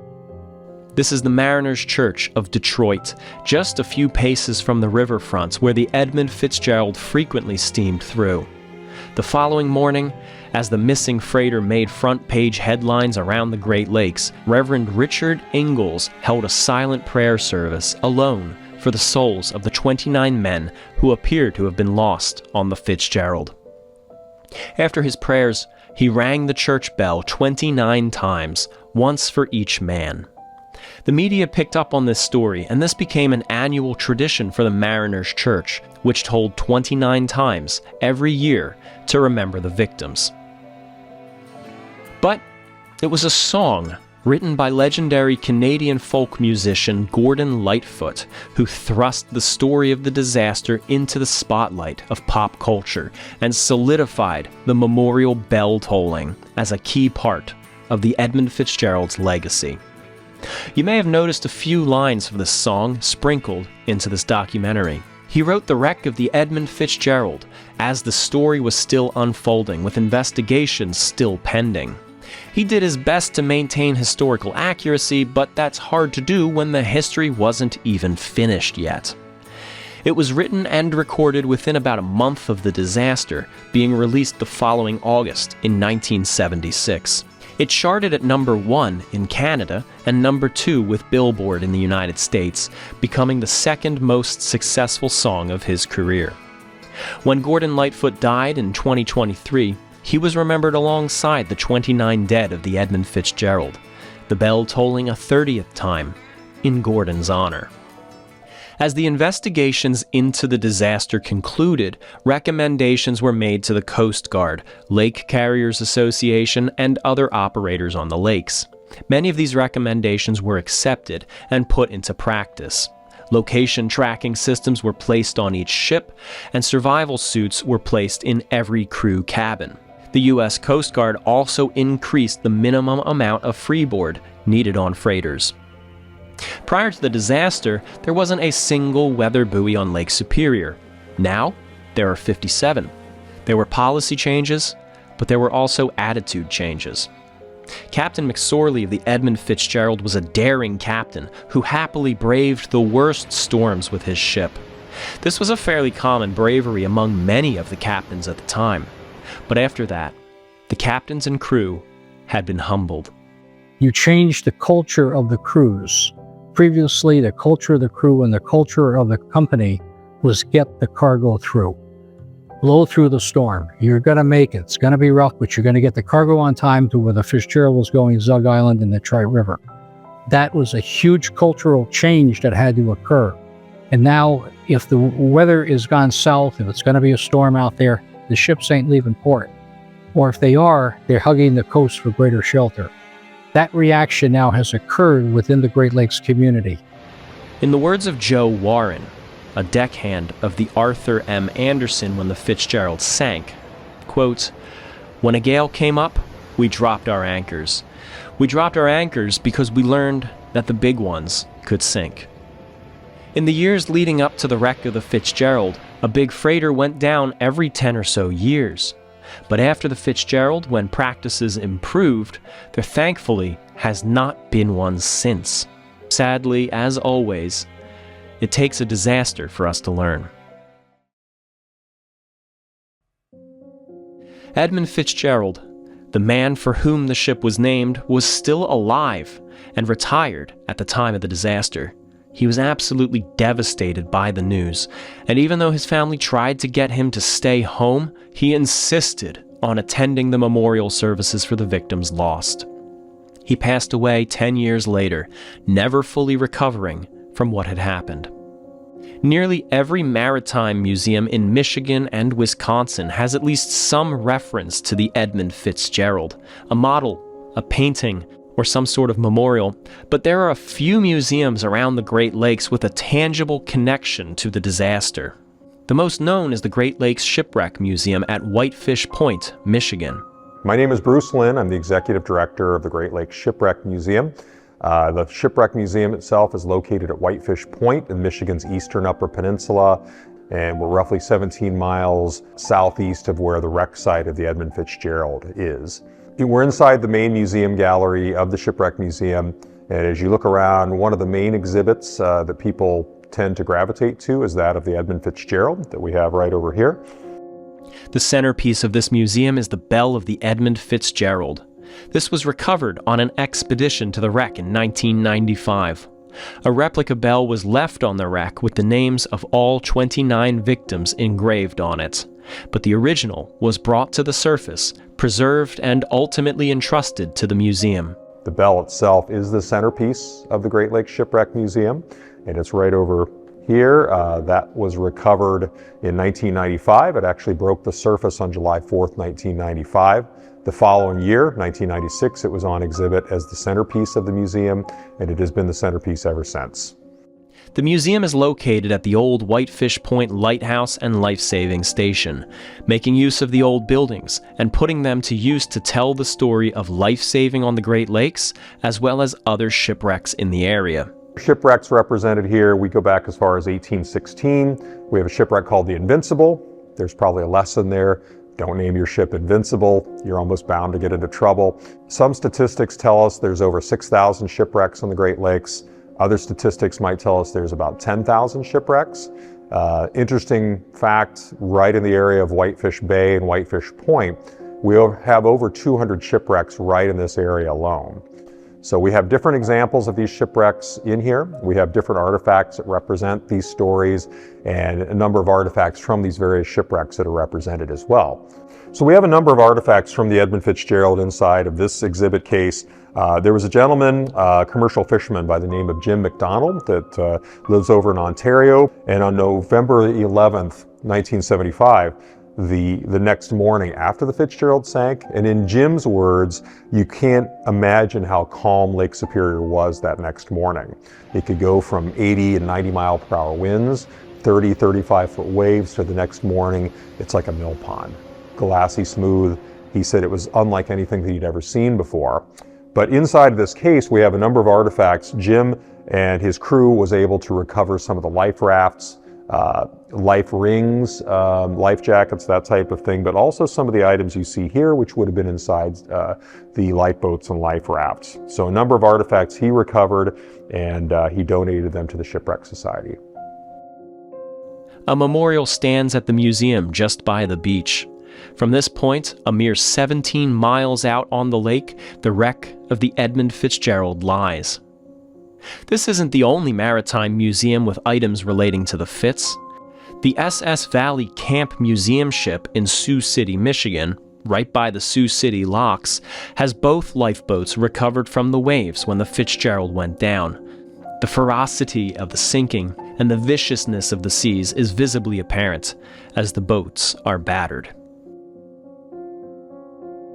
One museum is the Marquette Maritime Museum with a beautiful display on the Edmund Fitzgerald. They were kind enough to host our interview with Frederick Stonehouse. The Dawson Museum on Bell Island in Detroit tells the story of Great Lakes shipping as well. The anchor of the Fitzgerald, lost in 1974 and recovered in 1992, is just outside. But another major attraction at the museum is the wheelhouse of the William Clay Ford, salvaged and preserved when the ship was scrapped in 1987. From this position, looking through these windows, the crew of the Ford strained their eyes, looking into the blackness for any signs of the missing Edmund Fitzgerald. The shepherd of the Fitzgerald, the Arthur M. Anderson, is still around today. She put in over 30 more years of service carrying ore across the lakes before being put into extended layup in 2017. Today, her future remains uncertain.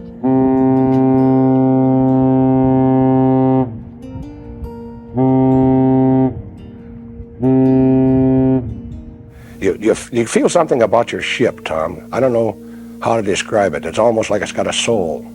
Like that Anderson. She never let me down, ever. I was in a lot of tight corners with her. She always performed just magnificently. The blow was a pain. There were several expeditions to the wreck over the years. This is not a comprehensive list, but it is the significant ones. First expedition went out in the spring of 1976, and that was with the Coast Guard using the Curve 3 unit as provided by a company called Seawood Incorporated out of Washington, D.C. They did the initial survey on the wreck. That was the black and white footage that was shot, about 900 different individual pictures. I think somewhere around 13,000 feet of videotape was involved with this. So they did the official investigation work. In 1980, another expedition went out to the wreck, led by Jean-Michel Cousteau, the son of legendary wreck diver Jacques Cousteau. 2 submarines went down to film the wreck, and in the end, they believed that the ship broke apart on the surface. Following that, the next expedition went out was 1989, and that was a group put together by Michigan Sea Grant, together with Great Lakes Shipwreck Historical Society, National Geographic Magazine, and U.S. Fish and Wildlife Service. And they went out to demonstrate a technology that was just coming on the market, and that was high-density color television photography that could be done at those extreme depths. And what came out was fantastic. They took all of the videotape that was available. We tried to find as many of the sea captains, vessel people, marine and naval architects to come into one room in one place. We showed that to them with the expectation that they would look through the video and see if they saw anything wrong. These are the experts. These are the guys that built and designed the ships and drove them every day. You're looking at the wreck on video. What do you see that doesn't belong? What do you see that's different? What do you see that could be the smoking gun? I moderated that, found nothing. Nothing that they could see that was a smoking gun to what happened to Fitzgerald. In 1994, there was an expedition that went out under Joe McGinnis. McGinnis was a diving physician and environmentalist from Canada that was trying to do a movie on the Great Lakes and different environmental issues with the lakes. So went to the Fitzgerald to shoot video. Following that, in 1994, a fellow named Fred Shannon, a private individual from Mount Morris, Michigan, who was really enraptured with Fitzgerald, very much consumed by the wreck and what happened, chartered a private tug out of Sault Ste. Marie, as well as a yellow submarine out of California, the Delta sub, and brought it up with the expectation of being able to find the wreck, do heavy photography and videography on it, and be able to sell both products as a book and as a video on the shipwreck. As things turned out, neither one of them was ever done. Due to the controversies surrounding some of these expeditions and the fact that the bodies still remain down on the wreckage, the Canadian government has the wreck locked down with extra protection to prevent anyone from diving it, with a fine of up to $1 million. The expedition in 1995 went out with the sole purpose of recovering the Bella Fitzgerald at the behest of the family members and the approval of the Canadian government. Remember, Canada had placed the wreck off limits for diving, identifying it as a grave site. So running out to dive the Fitzgerald was no longer an open opportunity. The Canadian government had a real control on that, to the effect that they had Canadian naval operations with the vessel that was doing the Bell recovery, likewise representatives on the ship. As soon as the last cut was made, the Bell broke free, hoisted up by the lift bag. Look at the air pocket that released from under the dome of the Bell, air that may have been trapped since 1975. The Bell was recovered and brought into Sault Ste. Marie, Michigan. The actual recoverer of the Bell was a diver for Newt Suit, which was an armored diving suit company. We have a replica of this Newt suit that was used to recover the Bell from the Fitzgerald itself. The Newt suit acted almost as if it was a submersible itself with one man inside, and it was able to go down and get to the Bell. The Bell was taken out, refurbished, and is now on display, of course, at the Great Lakes Shipwreck Museum in Whitefish. And so the story of the Edmund Fitzgerald does not end with theories of waves or shoals, nor with charts and investigations. It ends with the men who were aboard her, each with their own lives, families, and hopes carried out into the storm. To understand the true weight of the loss, we must look beyond the ship itself and remember the 29 sailors who never returned. Of the expeditions in the past, many agree that the recovery of the ship's bell was the best thing to have come of these efforts. While the Mariners' Church tolls their bell every year for the victims, so does the Great Lakes Shipwreck Museum, tolling the original bell from the mighty Fitz. We join them at their annual roll call, the ceremony titled Call to the Last Watch. Ernest M. McSorley, Captain. Ernest was born in Spencerville, Ontario, in September 1912. He had 43 years of sailing under his belt.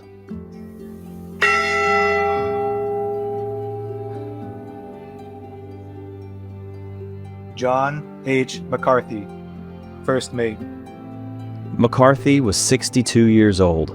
He was well loved among the crew, well-tempered, good-natured, and known as the peacemaker among his shipmates.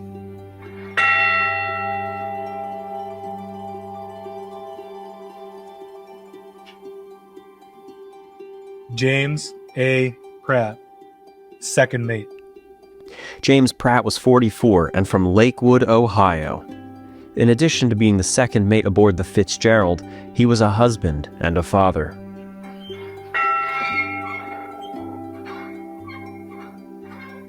Michael E. Armagast, Third Mate.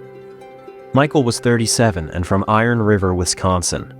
In addition to being third mate aboard the Fitzgerald, he was a husband and a father.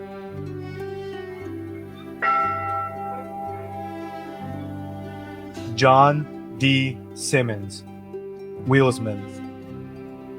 Simmons was 62 and from Ashland, Wisconsin. He would have retired already, but his friend, Captain McSorley, asked him to sail one final time with him. He was the oldest man on the ship.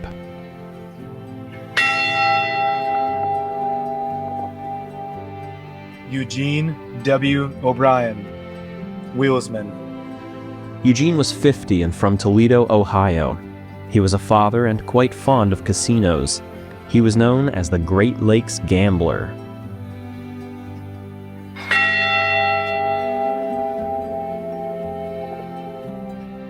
John J. Poviak, wheelsman. John was 59 and from Bradenton, Florida. In addition to being one of the wheelsmen, he was a loving husband.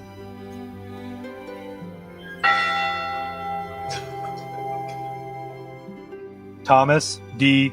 Bergeson, maintenance. Borgeson was 41 and born in Duluth, Minnesota. He was a husband, a father, and a U.S. Army veteran.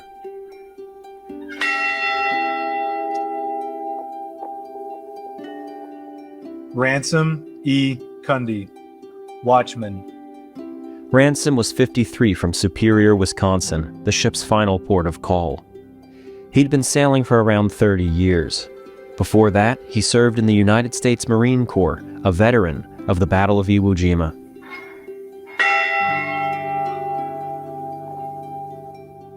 William J. Spangler, watchman. Spangler was 59 and from Toledo, Ohio. It's been said that this was his final voyage before retirement.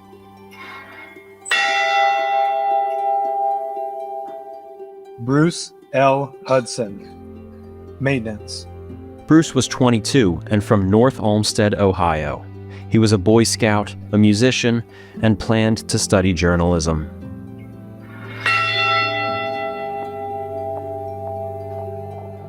David E. Weiss, cadet. The Fitzgerald was lost just 3 days before David's 22nd birthday. He was from Agoura, California. He was known as the Cowboy and was a cadet at the Great Lakes Maritime Academy, serving aboard the Fitzgerald as part of his training.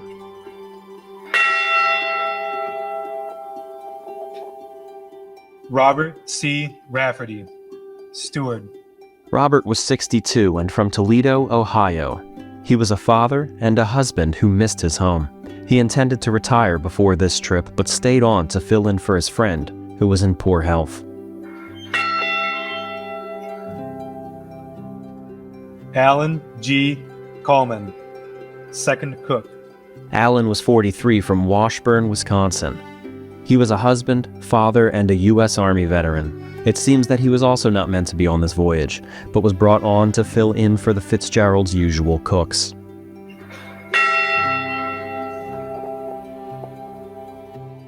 Frederick J. Beecher, porter. Fred was 56 and from Superior, Wisconsin. He was a U.S. Army veteran who served in World War II. Nolan F. Church, porter. Nolan was 55 and from Silver Bay, Minnesota. A husband, father, and a World War II veteran. He was inspired to be a sailor later in life after spending so much time watching the Great Lakes freighters sail by. George J. Hall, chief engineer. George was 60 and from Cabot, Pennsylvania. He was a veteran of the U.S. Merchant Marine during World War II, and like many of Fitzgerald's crew, it seems that he was planning to retire soon.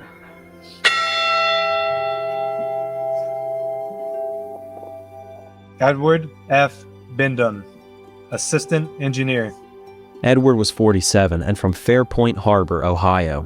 His 25th wedding anniversary was coming up, and he'd ordered a diamond ring as a gift for his wife. After the ship was lost, the jewelers made sure that the ring was still delivered to his widow.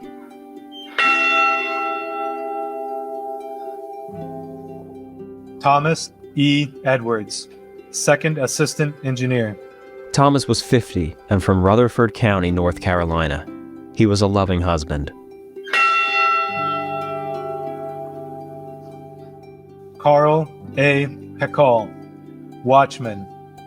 Carl was from Ashtabula, Ohio.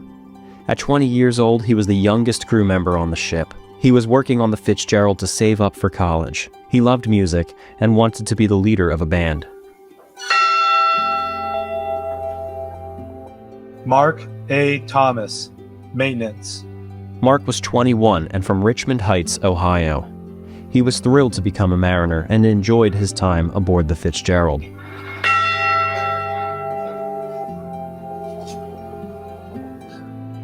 Paul M. Ripa, maintenance. Paul was 22 and from Ashtabula, Ohio.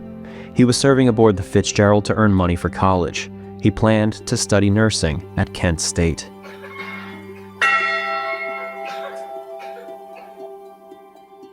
Russell G. Haskell, second assistant engineer. Russell was 40 and from Millbury, Ohio. He was an Army veteran who came from a family of sailors.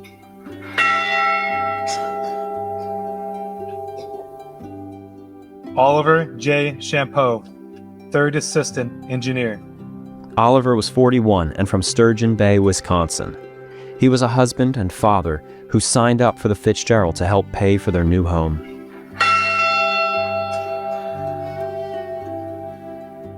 Blaine H. Wilhelm, oiler. Blaine was 51 and from Big Bay, Michigan. He served with the U.S. Navy during World War II and the Korean War.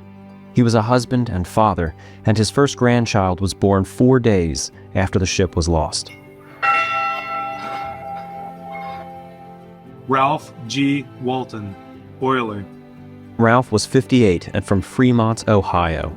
He loved ships and often took on the job of watchman during the winter off-season. He was a loving husband and father. Thomas Benson, oiler. Thomas was 23 and from St. Joseph, Michigan. He studied at the Great Lakes Maritime Academy, and he left behind his parents and brother.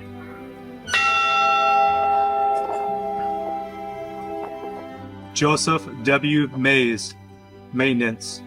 Joseph was 59 and from Ashland, Wisconsin. Although he never married, he was close with his siblings. He loved fishing, and he loved the lakes, and is noted as having once saved the life of a fellow crewman. Gordon F. McClellan, wiper. Gordon was 30 and from Clearwater, Florida. He was well-liked and always happy. He had just built himself a home a month prior to the disaster.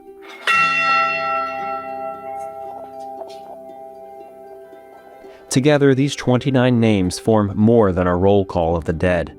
They are fathers, sons, brothers, friends, men whose lives were cut short on a cold November night. Their stories remind us that the power of the lakes is not just in the storms and waves, but in their ability to shape the lives along these shores. I would again go back to the idea that we certainly memorialize the wreck of the Fitzgerald. And as well we should, because it really talks to the human element of steamboating, this human element of sailing on the Great Lakes, something that makes our society here a little bit deeper, a little bit different than others.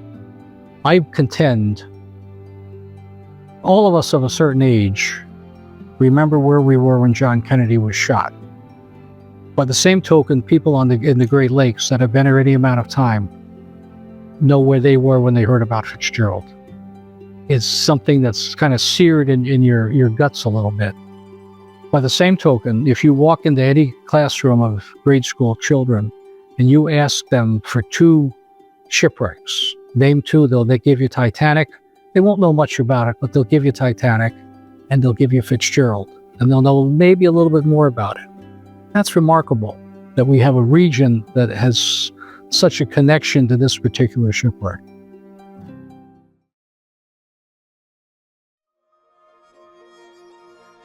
The Edmund Fitzgerald rests in silence beneath Lake Superior, but her legacy endures in song, in memorials, and in the hearts of those who still gather each year to ring the bells in their honor. By remembering not only the ship, but the men aboard her, we give meaning to their final voyage, ensuring that their story continues to echo across the waters that they once sailed on. Thank you to the Great Lakes Shipwreck Museum and Society for all their assistance with this documentary, for their warm welcome, their enthusiasm, and their generosity. Thank you to Jerry Tessendorf and his students at Clemson University for sharing their partial digital model of the Edmund Fitzgerald with us. Our team has completed that model for this documentary, and we're returning that finished project back to the university so they may continue their scientific studies. Thank you as well to Frederick Stonehouse for his generosity with his research and reference materials that he accumulated over his long career of studying the Edmund Fitzgerald, which began the night she went down in 1975. I wrote the original book on the Edmund Fitzgerald that came out in 1977, and that book has been updated about 8 or 9 times since then. You can find his book, The Wreck of the Edmund Fitzgerald, the 50th anniversary edition, at the link in the description below.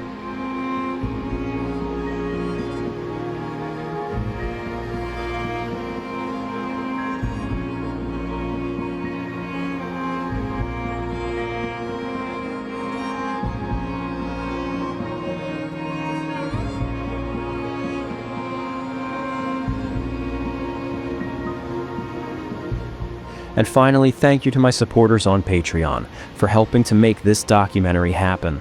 We chose not to accept sponsors on this video, so support on Patreon was especially appreciated. You can find it at the link in the description below. If you enjoyed this video, please like, comment, and subscribe. Thank you especially to Marlo Perez, Kelly Black, Kaiser Wilhelm II, Kaiser Friedrich III, Zach Richards, Donald Anderson, Cody Henricks, Joan Haynes, Sean Kimball, Glenn Biddiscombe, Stephen Schwankert, Gabriel Colomb, RGB, Tara Mullicar, Keith Holland, Rob M., Amos Mayhew, Corey Andrews, Nicholas Masella, Cole Tannick, Sophie Baber, Rob, Oliver Chin-Chen, John Maluski, David Watipka, Tiffany Raridan, Mad Time Media, Nathan Gutierrez, Max Metcalf, David Littlejohn, Sean Sahi Fraser, Nikki Chan 92, Corbin McDonald, Matthew Burns, Goblin of the Salt Plains, Luke Stevens, Gordon Robbins, Aaron Stark, Troy Wentworth, Clarkey, Sam Forker, Busy B, Christopher Rosendale, Road Weary, Kitty Bits, Taniel 38, Kenzo Buick, Brian Reedy, Eden Cleefish, Bless Moles, Coda Yoda 16, Carol Adams, Clay Hobbs, Steve Valley, Gojira Strains, JC Hobbs, High Treason, The Peppermilk, Tristan White, Jason Stray, Chance Hudson, Robert Mayer III,